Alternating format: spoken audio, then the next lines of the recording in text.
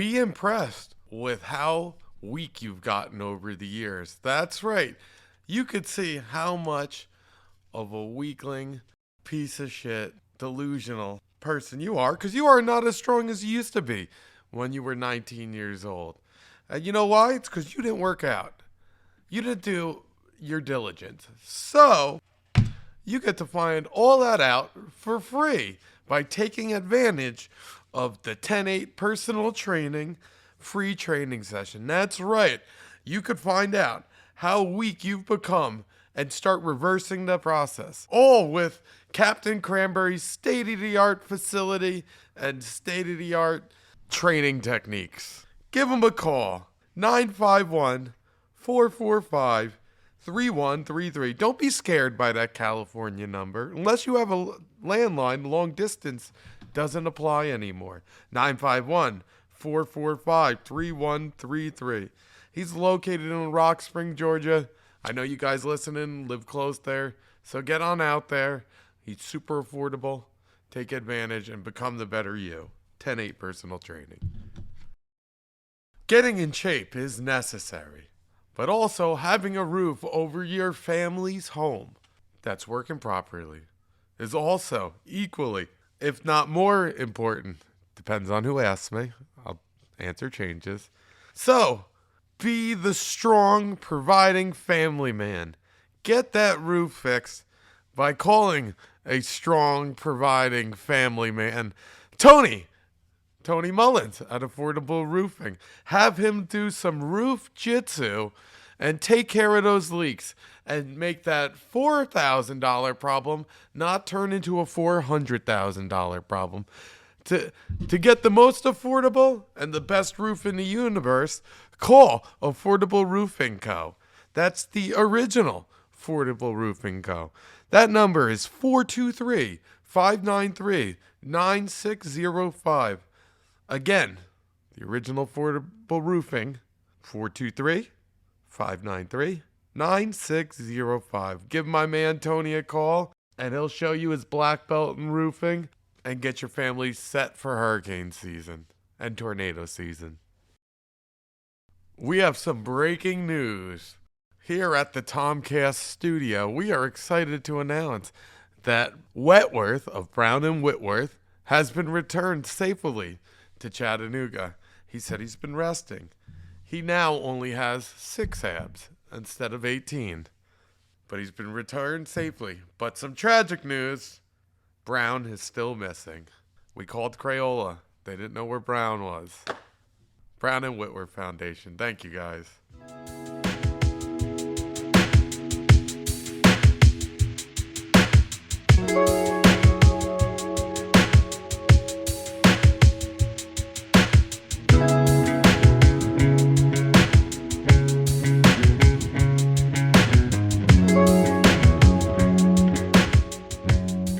Welcome to the Militia MMA podcast.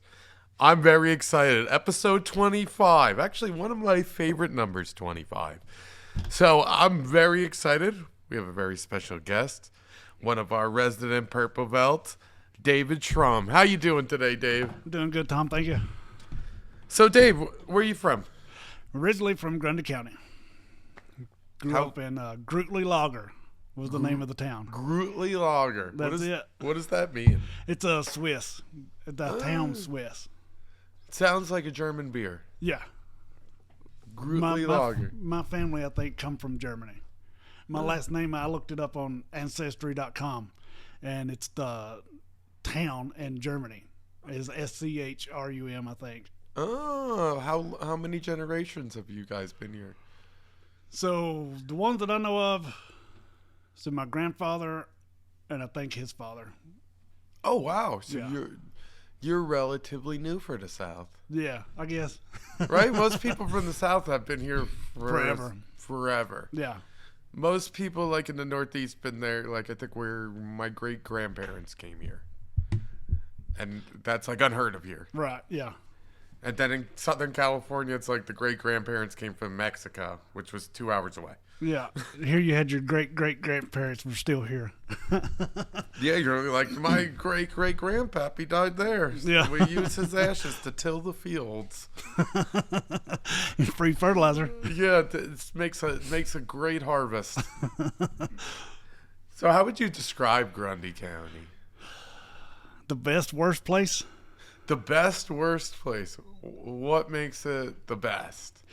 The thing that I liked about it the most was everybody knew everybody. You know, family was important, and the scenery is beautiful. The worst is there's nobody there. It's a 45-minute drive to everywhere, and drugs are real, real bad. What's the drug of choice out there? Crank. What's Meth. that? Like meth? Like that's what they'll call like the dirty meth, or Yeah. wow. Shake and bake. Yes. I've seen that on I guess an episode of Cops. Yeah. They said it was they found it like in a shed and the water bottles. Yeah. Yeah, these 1.5 liter water bottles or 20-ounce bottles. They make it in it. What do? Do they just like put like All kinds of nasty stuff. Like they'll even take their urine, save it, and then cook it off. oh wow, that's so gross. Yes. So yeah, that's the worst. Yeah, That's the worst. That's the worst. Yeah. When you need meth that bad, that you'll take the cooked out urine meth. And from what everybody's told me, it's not the high that you get that it's addictive. It's the coming down off of it, the way you feel after it. You're just trying to not feel that Well, way. you poisoned yourself with like all kinds of stuff, and your body's trying to get rid of it. Oh wow. So like you physically are sick so bad. That's crazy. And a lot of these people are walking around town, or it's real. You said it's kind of a rural area. Yeah, I mean everybody kind of keeps to themselves. Everybody's got land. There's no like subdivisions like they are here. Okay, so what? Everybody's got a couple acres. Yeah, pretty much. And what was so how big was your town? I couldn't tell you. I mean, we got one stoplight in the whole county. So like under 2,000, Yeah, probably. like probably the county graduated less than 2,000 kids a year. And there's a couple of cities in there. Whitwell's in Grundy County. That's Marion. It's close. It's adjacent. You got Grootley, Logger, Palmer, Altamont, Tracy City, Monteagle, okay, and Colmont. is Monteagle a nicer area? Yeah, that's the one that's right next to the interstate. Yeah, that's the nice area. Yeah, Huh? like half of it is actually in Marion County, and the other half is in Grundy County. It's the Grundy County side worse. It's less stuff on it. Less stuff. Yeah. Do you ever go visit your family still there? Yeah, my mom still lives there, and my dad's family, some of his brothers and sisters are still there, but no. Has it changed much? Has it grown? No, it's the same. Every time we went back, it's the same. A little depressing. Yes, a lot depressing. Did you meet your wife out, and was she from Groot Lager? No, she actually was born in Wyoming, and 8th grade they moved. Okay. We met then in 8th grade. Really? You guys met in 8th grade? Yeah, And then been together ever since? been together ever since. That's awesome. So you guys spent more years together than you did apart? Yes. Yeah, now we've been together more than we've been alive. Wow. What Well, not more than we've been alive, but we've been together longer than we've been apart. Yes. What how many when'd you guys get married? Don't put me on the spot like that. Not the date. What you like 20, So- 20 years ago? Yeah, we've been married 20 years. What I age think did you get married at? So 23, Okay. 24, yeah. We were actually still in college when we got married. You went to college? Yeah. Yeah. Nice. Yeah, we both went to Tennessee Tech. Okay. We both went in we both went into engineering. Okay. We both was computer engineers. That's what we were going for. And then the thing was, whenever engineering got too hard, you went to IT and got a bachelor's because it's too hard. So I tried. Yeah, So you went to that's IT. IT. I tried. I like that. Now, computer engineering. So, what year was this? So I graduated in 99, high school. And so 2000, 2001, 2002. So, were you guys still dialing up the internet at that time? There was still dial-up internet at that time. Yeah, it was about the time when the cable, the fiber optics. Like we were doing cable modems was the big thing.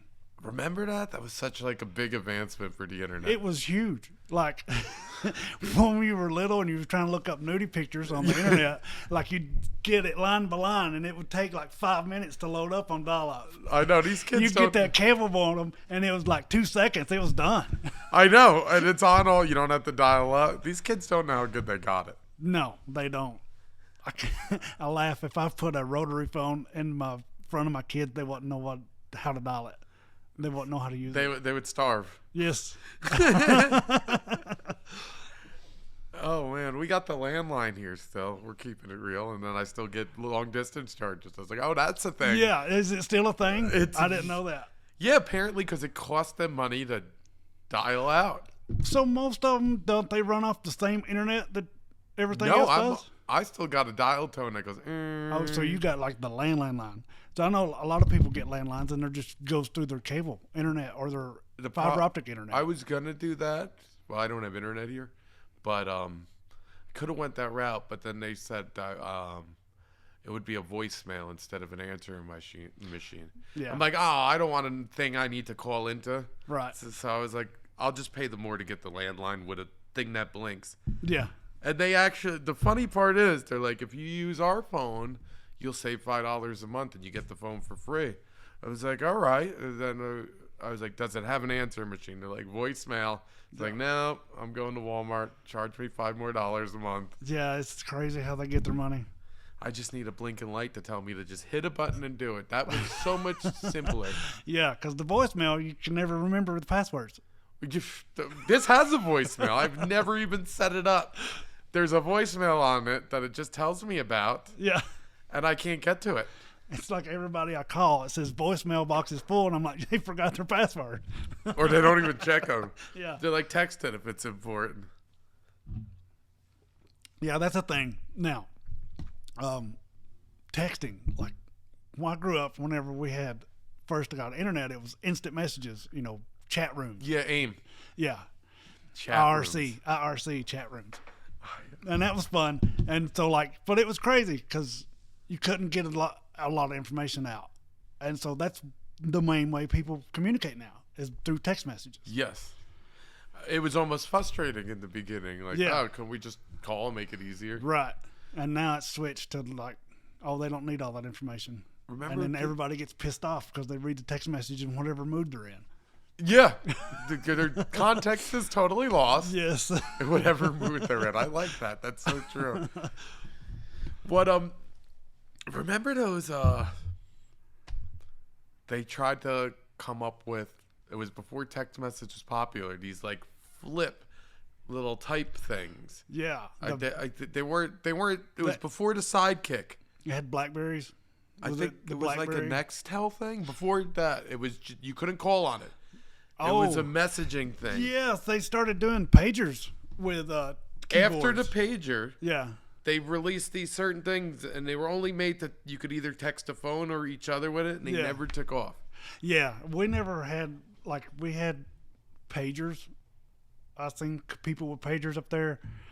But remember, we got our first cell phone store, and then so everybody went up there, and it was those stupid Nokia phones that you played Snake on. Yeah. Everybody had one. But it was so expensive. Remember the accessories that the face plates and the antenna that you put in your car to get the better reception? Oh, no, I think I wanted Or they had those blockers on the ear to keep the radiation out of your brain. Like this yellow sticker's gonna keep it out. Keep you from getting the cancer. This rock keeps tigers away. You don't see any tigers around here, do you? Nope, it works. Yeah, we had those phones, and they were it was so expensive for what it was. It was. Well, that was expensive, too. And, yeah, well, now it is, yeah. It's still expensive. It's still expensive. It's just expensive. It's just more of a hassle now to me than anything. Yeah. I hate being attached at the hip. Yeah, or it's like a GPS device where you're always accessible. Yeah. Something I used to like to do is just leave my phone in my car or leave it away and not accept calls at that time. But now I find myself more attached because of the business. Yeah, well, I'm the same way, especially doing my own thing. You got your own business now, right? Yeah. How long you been doing? Almost 3-4 years now doing this. Yeah. Tell our folks at home what your business is. So I do handyman work. The name of the business is The Handy Sasquatch. You know, Dave, you know why? I like that. Well, whenever we was doing it and I decided to do this, I was looking for a business name and I kept thinking that's what people always called me from like back whenever I was little. I was always this big Sasquatch looking. So you were tall all your life. Yeah. How tall are you? 6'2", 6'3". Okay, so you're average tall. Yeah. You know, you're not giant tall. Yeah, I've just been thick. Yeah, thick. Okay, but you've been like, when did you hit that height? 8th grade. Yeah, I knew it was gonna. Would the bus driver always yell at you to sit down when you were because she thought you were standing up? Yeah. That was funny. Yeah, everybody was always, I wish I was tall. I wish I was tall like you. No, you don't. I'm not average. You are average. Average height. The world's made for you, not for me. Yeah, I guess it's only good when you're little for like basketball. Yeah. And like sports back then. Yeah. I remember high school, they all tried to get me to play everything. They wanted me to play basketball, wanted me to play football, wanted me to play, do wrestling. That was the first year we had a wrestling team. And I was not into it. They said you could be the heavyweight, right? Yeah. That what they came at you Well, with? yeah, that's what it was like. We need a heavyweight in wrestling. I'm like, psh. You're the biggest kid in the county. No, actually, I wasn't. We had one kid. His name was Joe. He was 6'8" in high school. Wow. He was huge. 6'8". Yeah. Did he run to Alabama and run off with a security guard with a correction officer? I don't think so. You remember that story though? Yeah. I keep telling everybody that's Austin. That's where Austin's been. He ran off with a. Oh, that's funny. That's good. So did you and the other tall kid? Did you guys like beef? No, I'm the tallest kid we in were town. big nerds. Both Big of us. nerds. Yeah. All right. Like he played basketball because he was 6'8". And because everybody told him you need to play basketball. yeah, that's basically what it was. And then his parents probably made him.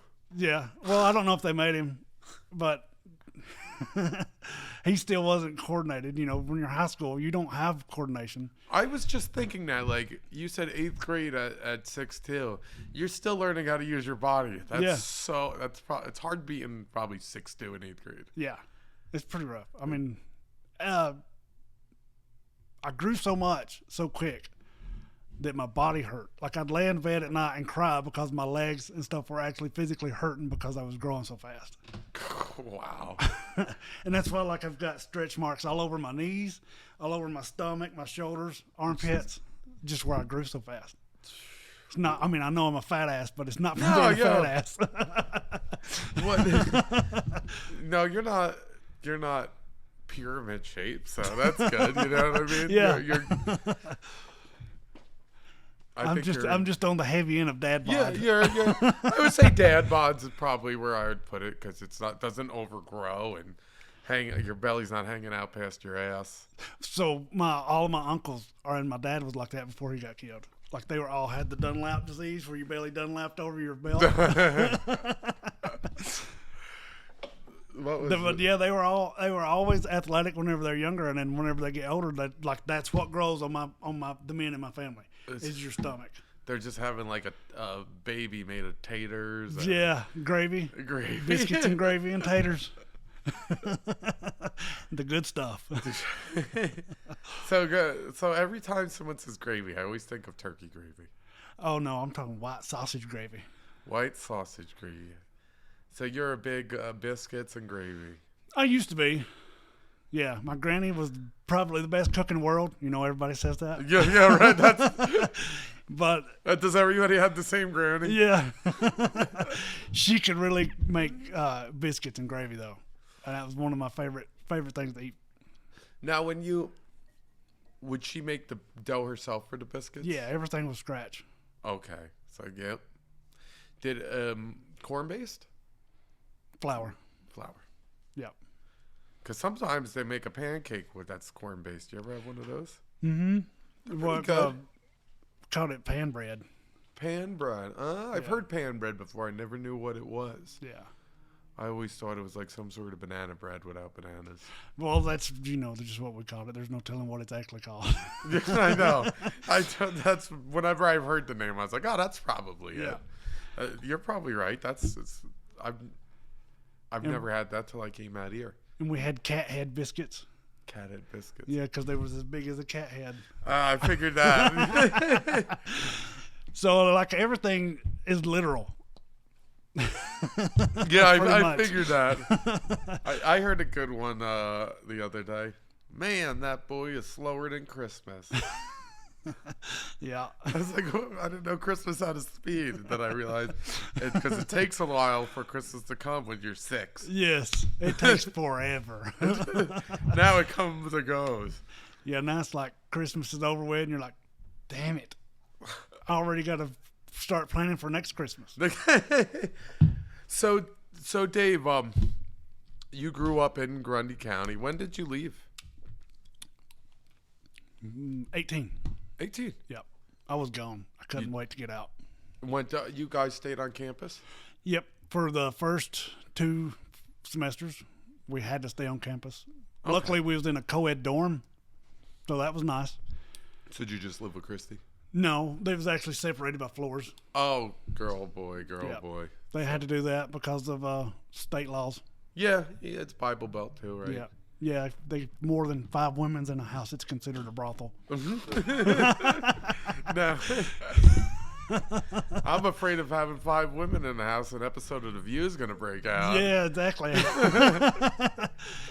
But yeah, no, as soon as I could, we left and we stayed on campus. After that, we got an apartment. Nice. We couldn't stand to being in the dorm. Yeah, it's just... It seems, I don't know. I've never done dorms, so it seems like a smaller apartment. Oh, it's or a hotel room almost. It's bad, yeah. I mean, it's like you had enough room for 2 single cots and like 2 dressers that was as wide as the bed, twin size bed, and then enough room to like walk in between them. And that was about it. So like you were right there on top of another person that you've never met. And then you go to take a shower and everything's communal. So you're going in there finding pubic hairs and yeah, who shaved their balls and didn't clean it up. Yep. I bet that's a common thing yelled in the dorms. It wasn't back then. Now it is. Now it is. Everybody's all aerodynamic. I forgot. Less wind resistance. I think it was Jim Carrey said this, and I don't know what it was from, but they was talking about his beard. And he's like, no, what's crazy? He said, I don't shave my face, but I shave my balls. Jim Carrey's funny. Yeah, he is extremely funny. I really like just as a person. Yeah. Someone has like Fireman Bill, Fire Marshal Bill. Or was it Fire Marshal Dan on In Living Color? Yeah, In Living Color. Yeah. Oh, what was it? Oh, he had so many good ones. What was it? I think I saw him on, it must have been SNL or something later, and he was like a lifeguard of a hot tub. Yeah. That one was awesome. Then at the end, he's like, all right, guys, laps. That was awesome. I always, whenever we was watching those shows, I would watch In Living Color and see them, and I always wondered what it would be like if they were actually on Saturday Night Live. Like, had the bigger budget. I think Living Color was probably better because it was a little raw. Well, that's because of the Damon Wayans. Like, he was legit genius. Oh yeah, I actually saw in person the car from Blank Man. Oh yeah, Well, not even. It's not even a car. It's the. Have you seen Blank Man? yeah. It's been forever. You know when he's riding on the tracks on the vehicle when he picks up the girl. Yeah. I seen that in a museum in Tennessee. Oh, So- in the Smokies. Oh, where the heck was it? It was like right by where Mary fought.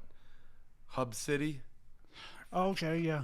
Yeah, some guy had like a museum of just collector cars from Yeah. movies, and most of them were replicas, but he had a few like real deal ones. He had the car from Training Day. Oh, awesome. I was like, oh, that's so Yeah, they cool. got one of those places up in the Smokies that's got all those. It's just some old collector who's showing off his stuff for $10. I think that's Yeah. cool though. Yeah. He had the suit from Talladega Nights. Ricky, Oh wow. It said Ricky the Bobby. Wonder Bread. Yeah, so it was actually. Oh, that's awesome. It was so. If I went, I would go again. If I was with somebody who hasn't been there, because he had the car from Wayne's World. Oh wow. Yeah, that was one of the ones that was real. A couple of Fast and Furious ones, but Yeah. they made 30 of them. So I got one of those cars back at the Yeah. house. Yeah, we always just would see like the General Lee, Buford T. Pusser's car, Kit from Knight Rider, stuff like that. Yeah, they had a kit from Knight Rider, and it wasn't the real kit. They had the car from Death Race, Oh, which one? the first one. Oh yeah. That movie's like, I like Sort of a cult classic, I guess, now. Yeah, it's not as exciting as you would think it'd be. Like going into it. So, like, the first time I watched it, it was real good. I liked it. But now I think if I watched it again, I wouldn't like it. It probably doesn't hold up. You know it holds up really well. Talladega Nights does. I bet. Because, then this is why I think so, because I hate NASCAR. But I love that movie. What redneck? So you grew up redneck. Oh, yes. What redneck stuff? NASCAR we could call redneck, right? Oh, yeah, definitely. And you're not into that. No. What redneck stuff are you into? So, I was always into four-wheeling, off-roading, Okay. and hunting, fishing. You still hunt? Not since, really not since I had kids. Your bloodlust left you? Well- You became softer? Yeah, well, that, and I worked second shift for like 10 years. And so that's like takes everything away from you. Like I had no life. The workforce was hunting you. Yes. But yeah, we would every weekend we would get on the four-wheeler and go down and just drive in the woods. And What kind of four-wheeler did you have? So I had one. The first one was a Honda Foreman 450. Okay. Oh, wow. But four-wheel drive, and then we would go and play in the mud all weekend long and drink, and it was freaking great. Now I got a question for you about four-wheelers. Is there like two different types? Like one that's more utility and like for trail riding, and another that's more like speedy and jumpy? Yeah. That's how I always thought of that. Yeah, you got like the race four-wheelers. They're always kind of low. They got the real skinny tires on the front and the short but fat tires on the back. Yeah. And and they're not as wide or as tall. Right, yeah. They're It lower seems to the like ground. there's less to them. There's no cargo racks or anything on them. It's just plastic fenders and a seat. Okay. Yeah, so it's like a motorcycle with four wheels. Yeah, back in the day, the one to have was the Yamaha Banshee. Mm-hmm. And those things would fly. My buddy had one. They were so dangerous. So what they go? They go like 80, Yeah, 110, something like that. Easy. Like Easy. whenever the power band kicked in on them, you were gone. Yeah, those things were nuts. Do Yeah. they still sell for a lot? Probably. Oh, I'm sure nowadays they do. But after the Honda, I had a Kawasaki. It was a 750 4-wheel drive, big, huge, and it was just as fast as that Yamaha was. What'd you just like better got than so big. Kawasaki? I liked it better because it was easier to drive and I had more power. Yeah. It was automatic. Then the 4-wheel drive system in it was better. Yeah, it was more for you. You were probably more out in trails and woods. Yeah. So not like the other one's probably Yeah, better we for would just desert. like go off the side of a mountain and play it down in the valley and then climb back up. Yeah, opposed to like the other ones are probably better for desert. Yeah. where you can hit some jumps Yeah, and get go the wheelie. dunes, like all the ones that you see in the sand dunes are all Yeah. racing four-wheelers. Yep. I've got to do that once in Vegas on a little excursion. I think that would be fun. It's cool. It's cool. You can't go with the group, though, because it's just a bunch of people who don't know how to ride. Yeah. I went with the group, and I was like, hey, when are we going to get on this? What's like, why do we keep stopping? What's going on? Then they, like, put me with it. They're like, go off with this guy, and you guys go have fun. Yeah. I was like, oh, thank God. The most dangerous one I've ever been on was the three-wheelers. Those Honda big red three-wheelers. Everybody, like, that's 90s. Like, that's 90, what? Yeah. 96 to late 80s. Yeah, this was... They were death traps. Oh, yeah. I was probably 7 or 8, maybe 9. On the back, riding on the back. We hit a bump, and my foot fell off the peg and went in the gravel. I didn't have any shoes on. And ran over So the it. tire, like, ran over the back of my heel and just ripped every bit of skin off my foot. Oh, those things were so stupid. Yeah, and if you try to turn at all, it would just flip over on you. Yeah, they were just so poor design. And, it's funny. Quads aren't, like, street legal. Yeah. But, like, motorcycles and trikes are. Yeah. I don't understand that. The biggest thing is license plate and turn signals. You could put that on. Yeah. Like an Enduro. Yep. Yeah. So Why like, don't people do that? it's just the four-wheelers that they don't ever come with them, so people don't do that. So, in theory, you could do all that. And Yeah, I'm sure as long in as some you, states. Yeah, as long as you could get your lights road legal, because you'd have to have your headlights have got to be certain height off the ground, stuff like that. As long as you get that, then there's no reason why you couldn't get it legal. Yeah, I guess it also depends on the state. Cause It's gonna be something to do with the government that's gonna be stupid. You might be able to get away with that in Georgia or Tennessee. We just wrote it. Anyways, Because the Banshee could outrun them. Well, yeah, and like we didn't have to go far, and we could turn off the side of the road, and they're not following. Nor do the cops probably care about that. Because everybody. Well, we had a couple of them, pull us over and stuff. Okay. But you had a couple dicks. Yeah, exactly.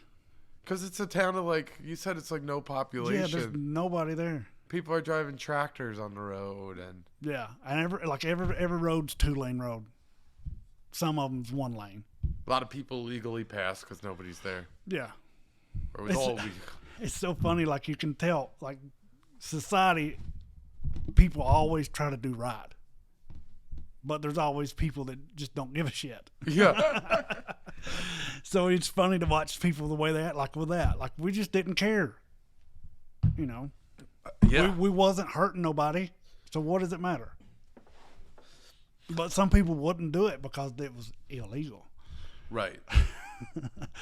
I heard something yesterday like that the average person commits 1 felony a day at least. Oh, I'm sure I commit more than that. Yeah, just out of just the penal code being crazy. Yeah. And unaware of it. Yeah. And just so there's always a way to get somebody if you needed to. There's so many laws on the books and like everywhere that if they were to enforce all of them, you wouldn't be able to do anything. Yes, and also, not all the cops know all the law. Most of them don't know any of them. Yes, because they're not lawyers. Right. They were just got 6 months of police training. Yeah, if that. Yeah, the academy. And they're getting paid like $18 to $20 an hour. Out here, yeah. Yeah. That's crazy. What did teachers Yeah, I know get Fort paid O. I know Fort O was trying to hire people, and I looked up to see what they were paying on their application it said $18 an hour starting out. Not even a salary. No.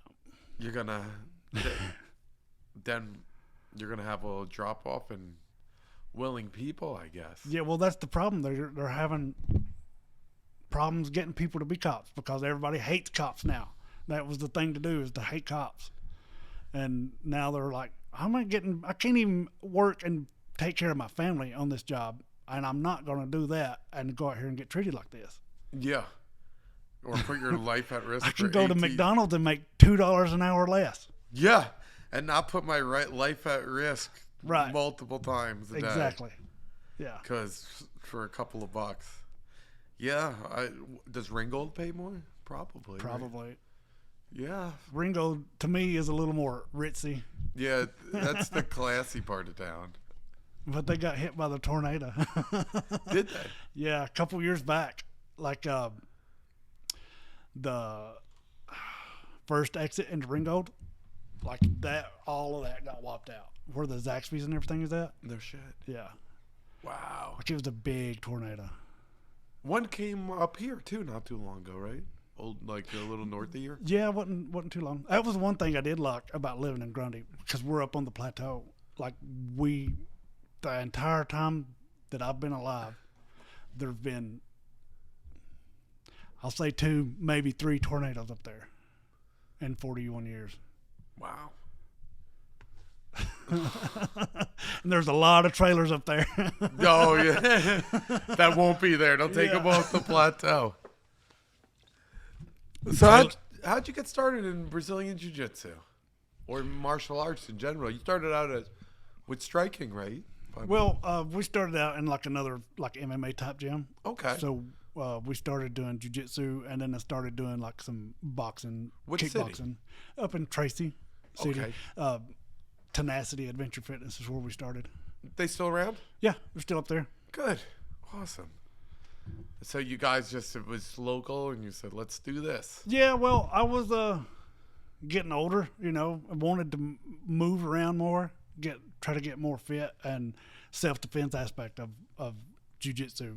Like I've been watching UFC, really got into it. And You were a fan of UFC before you started, and yeah.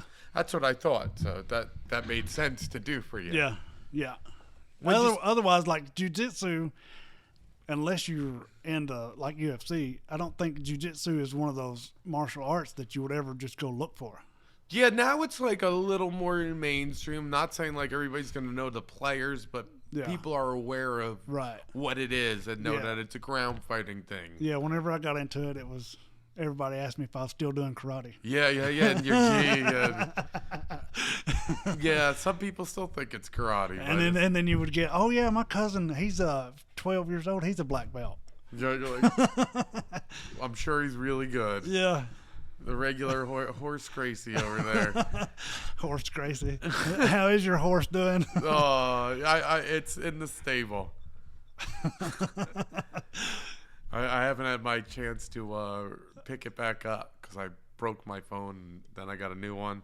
And you know, when you stop doing something for 3 weeks, it takes you a minute to pick it back up. Well, that's like one thing. I'm amazed that I'm still with jiu-jitsu. Like my whole life, I've been not the longest attention span with anything. Like anything I start, like it's hard for me to finish it because I find something else I want to do. Awesome. But yeah, I mean that's everybody. Yeah, most people like or you get sick of something, or well, like I think about it the other day, and like every job has been like that. Like I'd get tired of doing that job, so I'd have to go find something else to do. Well, that's the good thing about working for yourself, though. It does keep a little bit of variety and a little bit of spice, and it also, you're also got to use your brain in other aspects. Yeah, a lot of figuring stuff out because people say, I want to do this, and you have to figure everything out, figure out materials, all that stuff, how much it's going to cost, how much you're going to charge them, how much you're willing to lose if something goes wrong. Yeah. Or and then you got to probably always add to your estimate because you got to always figure because something's going to fuck up or something you missed or miscalculated. You need a little bit of wiggle room. Yeah, and I think a lot of people don't realize that whenever they're talking about doing remodels, right? They think it shouldn't cost this much or it should be straightforward. Like, well, no, your ceiling's falling down. Well, there's a reason why it's falling down. Roof's probably leaking. And then we got to get Tony here. Yeah, then we got to call Tony, and that's going to be some money. Anytime you deal with a roof, it can get expensive. Yeah, and you don't want to make the mistake, of hiring somebody that you don't know and what quality of the work they do. Cheap work is not necessarily good work. Yeah. There are some good people that are very affordable. Yeah. But so I got this thing. I've picked it up somewhere, but I tell people they can have it. I do work 3 ways: good, fast, and cheap. You can have 2. So you can have it fast and cheap, but it's not going to be good. You can have it good and fast, but it's not going to be cheap. Good and cheap is the way to go. Yeah. Good and cheap. It's just not going to be fast. It's going to be a while. That's fine. I'm all right with good and cheap. It seems like I do get to do a lot of different things because I pretty much do anything on a house besides the roof. But I've found here lately that I'm doing more bathroom remodels. That's the new thing, huh? Apparently, yeah. Everybody's bathroom is out of date now. Yeah. What is it that makes, like, what are you seeing in all these houses that you would say is the common thing that's making them want the remodel? So, people will get tired of tile, the color of tile, or they'll think they're grout. They don't like the color of the grout because it just turns if you don't do the upkeep on it. But you could turn grout around or you could re-grout, right? Yeah, you can re-grout, but a lot of times... It's not the hardest thing in the world to re-grout either. No, but the time it's going to take me to go do it, to take all the grout out and re-grout it, you can pretty much get a new tile put up. Really? Tile's expensive, though. It can be. I guess it depends on how good your tile is, if it's worth re-grouting. Right. But you could just do the grout maintenance, too, I've seen, a lot of times, though, you're going to have cracked tile. And if it's cracked, you got to replace it. That's the one thing around here is like you buy tile this year, it may not be here next year. Yes. So if you get a crack, you either live with a crack or you're getting it totally redone. You should always have a little. If you have tile, you should always have some extra. Yeah, I always tell people to buy extra for that reason. But you know how people get with their clutter, they can't stand clutter and they'll throw stuff away that they don't think they're gonna need. Yeah, you got to keep your box of tiles. I agree with. I'm all for throwing the clutter out. Actually, I'm more for organizing it. Yeah. Get some shelves, put them in the right spot, make it clean. But yeah, you definitely should keep some extra tiles. Yeah, and hardwood too. Like that's even becoming a thing. Oh, because the stains won't match from one batch to the next. Yeah, that makes sense. I mean, we're dealing with something that was living. Yeah. It's like us trying to make clothes out of skin. We could be hard to match. You'd have to kill the whole family. Yeah. And then pray for a match, you know. Being the Walking Dead. Yeah, you guys out there with families know your kids are different colors. That's what the Whisperers did. So you started Brazilian Jiu-Jitsu, and then you started. Then we started cutting families off and matching their skin. So when did you sign on to UFC? When did you start getting into the UFC? So probably right after The Ultimate Fighter. I had watched a few before, but whenever I could access it easily. Yeah, because it was a novelty back then, almost, because it was pay-per-view, then VHS. It was like go to the store and rent the tape. Yeah, because there was a while it wasn't even on pay-per-view. Yeah. And pay-per-view was even a little bit harder to order back then. Well, like there for the longest, like where we live out in the boonies, like we didn't have cable, so we had to have a satellite. Yes. So DirecTV wouldn't carry it. Yep, unless you got I think I knew somebody with a satellite hacked, like box. Yeah. And then you got all the UFCs because there was a channel that played them all the time on that somewhere. Yeah. In the world, I remember seeing that around 2000. We had the big satellite dish. It was like wood and metal. You actually had to move to pick up different satellites for different channels you wanted to watch. What were you? So when you'd click the remote, would it move, or you'd have to get on the? Like you would hit the remote and it would move. That's kind of cool. Yeah. But it was cool shit. It's cool in like a mechanical sense. Like yeah, it's awesome that you can sit there and touch a button that's transmitted by infrared frequency to this little electrical box over there that then sends it over to this thing that starts moving. Yeah, I know, right? That's what makes it amazing, especially we're talking like 2000. Yeah. Or earlier.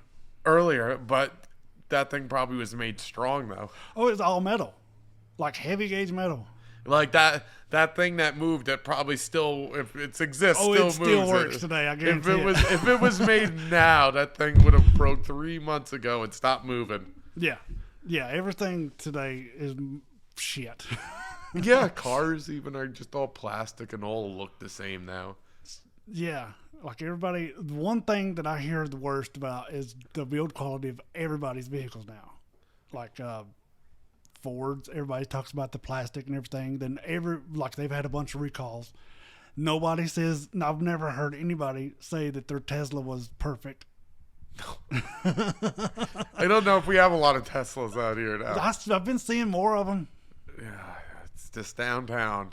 Every one of them are ugly.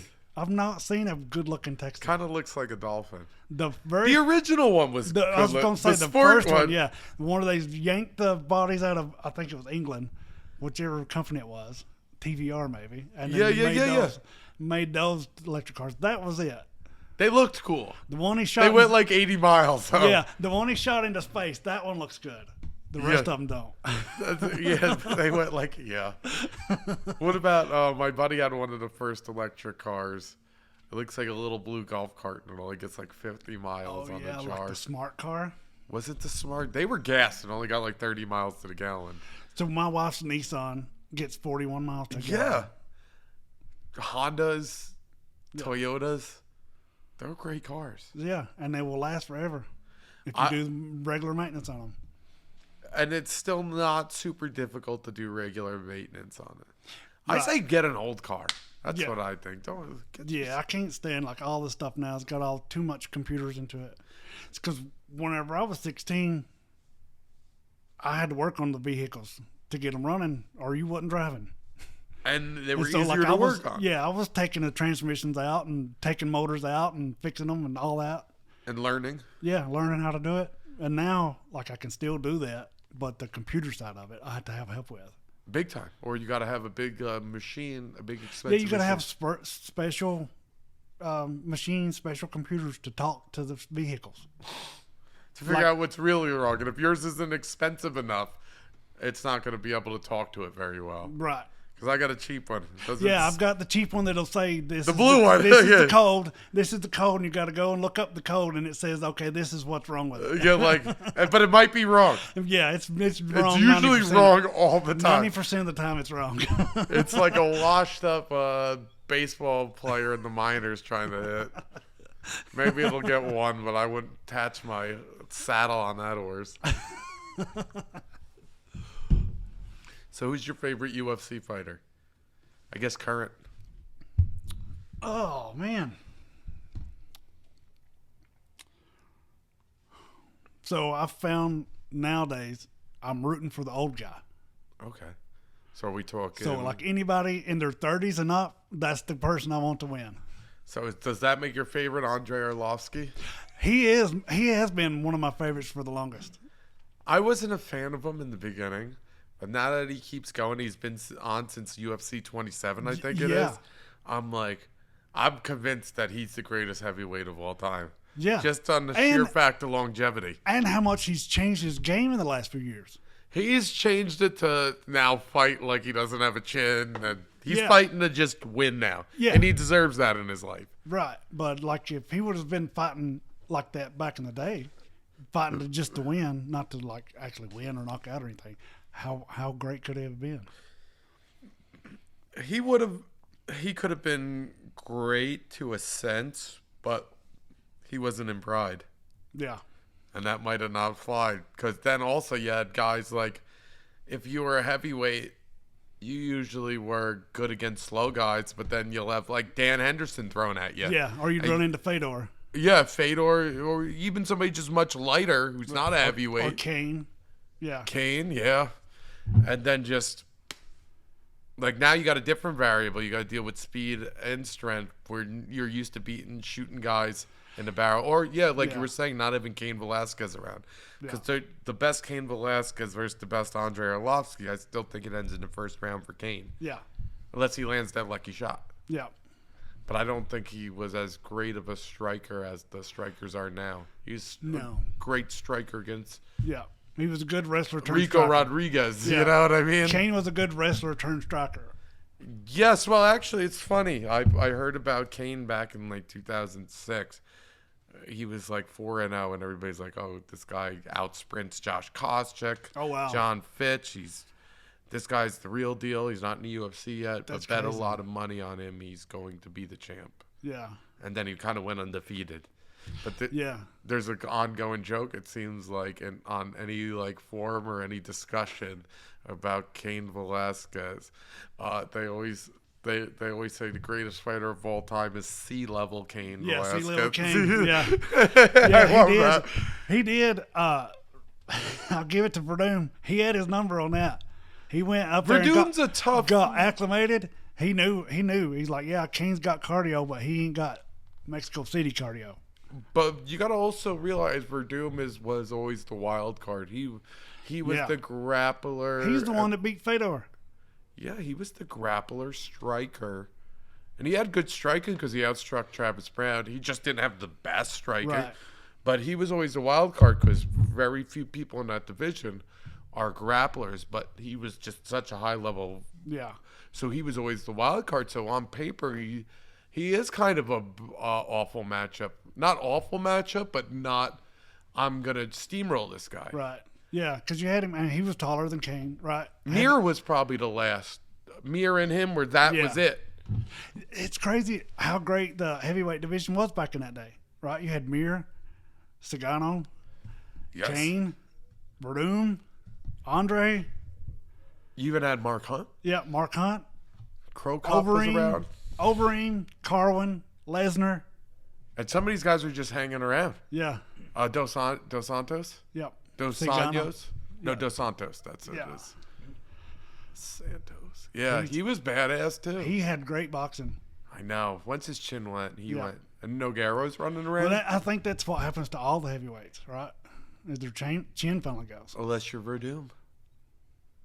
Because he didn't. Yeah, he didn't care. Like, he'd get knocked down. He just He submit would you. even pull that. He would even as he's getting hit, pull guard. Yeah. Which is actually kind That of. flying front kick to Brown was awesome. I was so happy he beat Travis Brown. So happy. I didn't like Travis Brown, and I didn't like Brandon Schaub either. I met him in real life, Brown. He's a dick. I don't like Schaub either. He's had too many good things happen in his life and he's very lucky. Yeah. Like now he's a comedian and he's just not funny. He wouldn't have made it past the Ultimate Fighter if it wouldn't have been for Joe Rogan. Like he would have. I don't think he was buddies with Rogan then. Well, Rogan's the one that told him to stop. Like whenever he got out Yeah, of, but that was after. he got after the Ultimate Fighter, and he actually got a couple fights. Then he did. It was the some podcast. time after though that they did that because he already knocked Crow Cop out by then. Yeah, he had a few fights, but it was what I was. He getting at. wasn't bad. He wasn't bad, but he wouldn't had the career after. Yes, exactly. Yeah. That I would agree because man, talk about lucky guy. Because he's a comedian, but just because of his connects. And then I don't know how to fucking. He's not a comedian. He's not. Because he's had too many good things happen in his life. Usually it's usually tragedy and comedy are hand in hand. It's Right. usually Yeah. guys who have the rougher time or a little crazy are the funny comedians. Yeah. He's just been the jock who's banged hot chicks all his life. You know what I mean? So how do you make jokes about that appears for the average man? I will say he did have a great line about him and Dana White being Eskimo brothers. Who, Ronda Rousey? Yeah. Yep. Savage. He's got some good lines. He says some things sometimes. I'm like, all right. You hit a home run on that one. He gets the occasional home run, and he does side with the fighters a little. So as much as he is the worst, he's not the worst. Yeah. On the other front with the fighters, I guess Chael was one of my favorites, and Nate Diaz. Okay. And those are getting it done more on personality then. Mm-hmm. Well, Chael, I mean, up until after Anderson, he would go ragdoll everybody. Yeah, remember when he was fighting what's his name, who was the man who was supposedly better than Anderson Silva, Paulo Filo, Yeah. in WEC? Yeah, he won the belt because he missed weight. Yeah, But he didn't get the belt. Paulo Filo, I think, was 15-0, and then he had a bad pill problem. Yeah. And then it just kind of after he lost to Chael, it's just life fell apart. Yeah. I reckon he did send Chael that belt, though. Afterwards. Did he? Yeah. I remember Chael's talking about that on one of his YouTubes or something. Really? Usually, that's funny because they would normally print another belt. Well, he didn't. It wasn't for the title because he missed weight. Paulo had the belt. He missed weight, so it was a non-title fight. Because Paulo missed weight? Yep. And Chael won. Yeah, the new rule is if the champ misses weight, it's still a title fight, but it becomes vacant if the champ wins. Yeah, he can't win. Yeah. He can't win. The champ can't be the champ. Yeah, the champ. Yeah. So well, I wonder nowadays because they do backup fighters for title fights a lot. Yes. Well, you want to hear something interesting? When Travis Lutter missed weights versus Anderson Silva, that cost him a lot of money because back in the day, the UFC got a better pay-per-view percentage cut if there was a title on the line. Yeah. Because he missed weight, the title was not on the line, so they lost the cut. So they hated Travis Lutter after that. Oh, wow. Because he cost them so much money. Yeah. And granted, if he made weight, he was probably going to beat Anderson Silva that night. That's crazy. Yeah, I know. It's some of the things you don't hear about. So that's why I think they came up with that new rule. Yeah. And also that's why they have backup. So that was before they canceled the event because of John Jones and the there's all these little steroid things. gates. I don't know if they're still doing like a pay-per-view points or the same thing because they're doing it through ESPN now. Yeah, ESPN paid them a shit pile of money to say we'll be the only people to do your. Well, they bought them off. I guess they bought off Fox and pay-per-view. Yeah. Because they were with Fox Sports Net. Well, it's all the same company now. It's all under Disney. Is Fox Disney now? Mm-hmm. Wow, UFC Disney. They're buying everything up. Yep. Everything. I remember seeing like 30-year. I want the PFL to take off and become like better than Bellator, better than Pride. And actually compete with the UFC, but I don't think it'll ever happen. They're kind of connected a little bit. Well, I'm sure because it's Vegas based. Yeah. So you're dealing. I thought they were doing theirs over on the East Coast mostly. No, they're based. PFL's based in Vegas. Ray Sefo runs it. Oh. Ray Sefo's out of Extreme Couture. So here's kind of something very interesting about it because when I tried to go when they were the World Series PFL, the guy I beat was allowed on it, but I wasn't. But Alia Abziz or Abdulaziz. Yeah. Who I actually really like. Who me and him get along. He was the matchmaker, and then he was the matchmaker and a manager, and then they said it was a conflict of interest. So he stepped away somehow, but I think he's still involved. Yeah. Basically, I think the last one, every fighter was his fighter fighting in the finale. So if every fighter's fighting for that $1 billion and you're getting 10 to 20%, he walked away with over $1 million. So they were picking from a back in the beginning. They were picking from Ali's pool. Yeah, I've noticed he's got a lot of high profile fighters. Yeah, he's one of the trio that's got a bunch of high profile ones. I don't very connected. How do you with get the Middle into East. that? Right? I mean, how would you ever get into that business? Well, you got to start managing. So you start managing, and then you get them, you locally, but then you somehow get hooked up with, you become one of Shelby's buddies, or you get enough high-profile guys that you're an asset. Then you're one of the 3 guys he calls. Yeah. Ali, Malkikawa, or Jason House. And then they know these 3 guys got a whole slew of fighters. Someone pulls, they're calling those 3 guys. Yeah. There has been a scandal, I think, maybe 2 of these guys have been involved in, that they are known to take less. They're known to take less money from the UFC, but to get their guys in, kind of like a handshake deal, which in a way it's better than fighting regionally. Yeah. And getting no money. It's better to if you got a manager that could get you in, and they got a system already set up. That's great. Take advantage. Right. But there is definitely a boys' club and some backdoor handshakes and. Yeah, I mean, you kind of get that if you just watch anything about contract negotiations going on with UFC fighters. Yeah, well, you got to become a big enough name.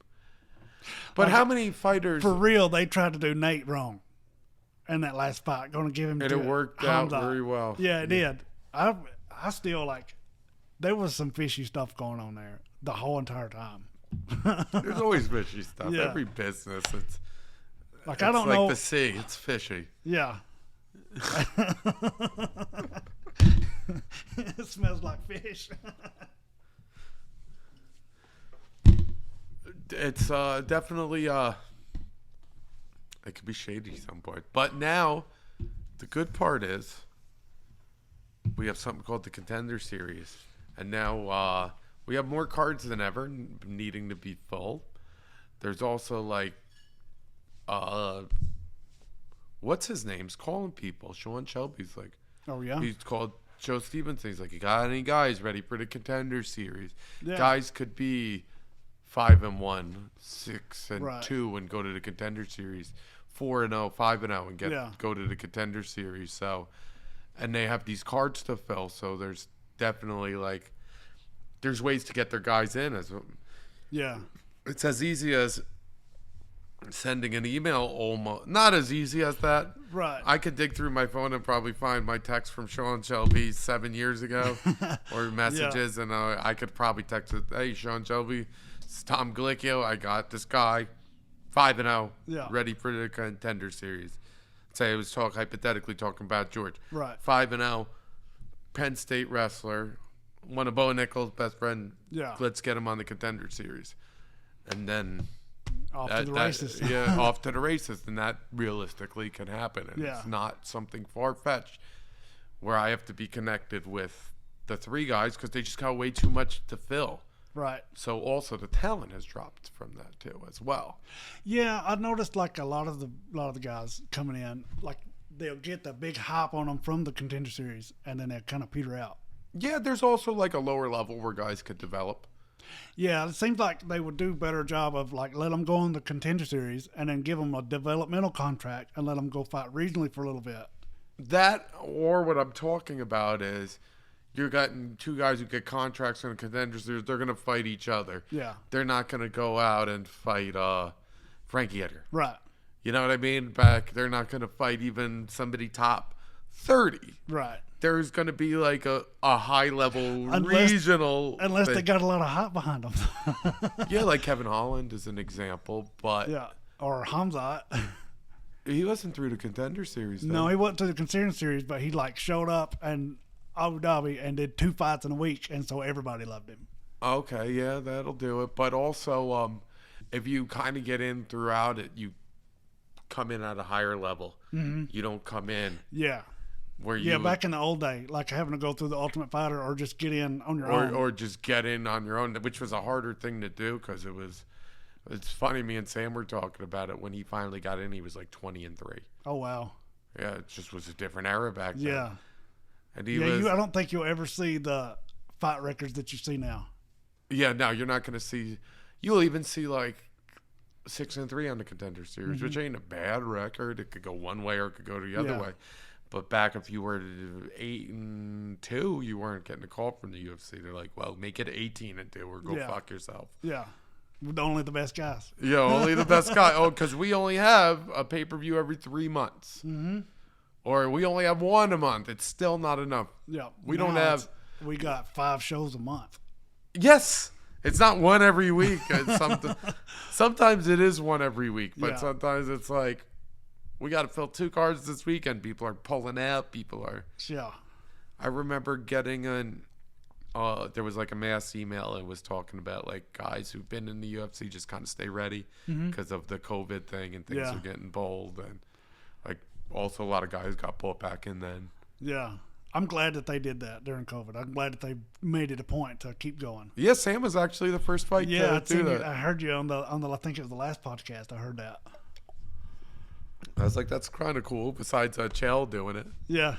That was funny. Chael was watching doing those submission undergrounds in the silo. in the silo. I bet you they're still in the silo. Yeah. Because all you need is good production value. Right. Doesn't and take- that's one thing about Fight Pass. I'm like they're starting to do that. Like they was doing Chael's. They do like local event stuff now. Yes. Well, they get tied into the best regional promotion, Right. Cage Fury, Cage Warriors.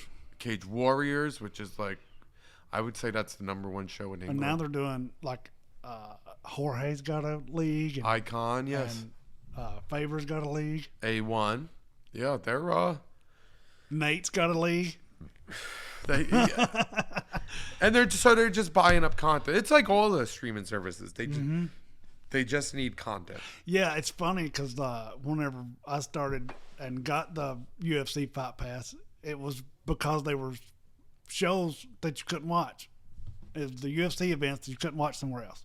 And now there's hardly any actual UFC events on it. Like the prelims is the only thing that's on Fight Pass. Yeah, the 2 fights. Yeah. But you've got movies, you've got old fights, you've got original stuff. You got comedy specials now. Yeah. You also got actually my buddy Adam does, who hosts it, and he did the first seminar out here in Militia. And then it was so funny because it was Tim, Broderick, and Montana that showed up. And he kept calling us Average Joe's Joe. a true underdog story. True underdog story. But they also got a great library with Pride in UFC and all the Ultimate Fighters. Yeah. So for like the $4 a month, if you're a fight fan, that might be the best app next to the ESPN one. Yeah, I hated that I had to get ESPN Plus just to watch events like the fight nights. Most of them are only on ESPN Plus. But they do a good job of like, now there's more. Oh yeah. ESPN's $9 a month, those fucking cheap bastards. My thing is they keep raising the prices of the pay-per-views. Yes, that's an ugly scene, the pay-per-views. You guys do every fight night too, right? Well, I don't always buy it, but yeah. Yeah. Yeah. That's I mean, I don't like doing that. You know, I'd rather give the fighters the money, but they're not getting my money. They're not. Your $90 does not give anybody any more Venom money. Anybody more like they still got to probably pay for their parking to the event and write it off. Yeah. You're not giving an extra dollar to the per diem. The only guys that's actually getting that money are the ones that gets pay-per-view points. Yeah, ESPN's got plenty of money. Yeah. Yeah, I guess you're right. Pay-per-view points you're given, but John Jones got plenty of money. Yeah. I don't. Maybe John could give you some money. I'm trying to be not the participation trophy husband, but a full-blown trophy husband. I said you got already cut the sleeves off the shirt. You got the guns out. Yeah, that's the work shirt. Gotta let everybody know. You fuck around, you find out. Exactly. Well, Dave, it's been awesome having you on the podcast. Thanks, it's been great. Guys, give the handy Sasquatch a call. What number can we reach you at? 931-252-7063. So give that number a call. Is that a cell phone? Yep. So you could also send it a dick pic, too. Yeah.